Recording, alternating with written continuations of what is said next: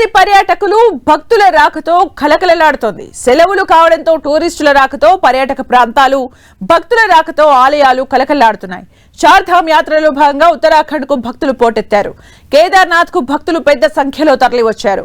దీంతో ఆ మార్గం మొత్తం భక్తులతో నిండిపోయింది. బద్రీనాథ్ యాత్ర మార్గంలో కీలకమైన జోషిమఠ్ ప్రాంతంలో ఊహించని స్థాయిలో వాహనాల రద్దీ పెరిగిపోయింది. దీంతో దాదాపు 30 కిలోమీటర్ల మేర ట్రాఫిక్ జామ్ అయింది. అటు నడక మార్గంలోని భీంభలి, లించోలి, జంగల్ చట్టి వంటి కీలక ప్రాంతాల్లో దారి అత్యంత ఇరుకుగా ఉండటం వల్ల రాకపోకలకు తీవ్ర అంతరాయం కలుగుతోంది. వృద్ధులు, మహిళలు, చిన్నపిల్లలతో ప్రయాణించేవారు ఇబ్బందులను ఎదుర్కొంటున్నారు.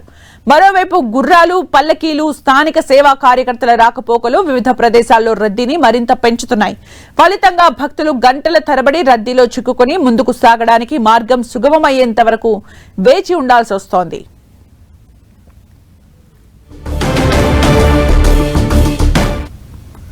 ఉత్తరాఖండ్ లోని ముస్సోరీకి సైతం పర్యాటకులు క్యూ కట్టారు.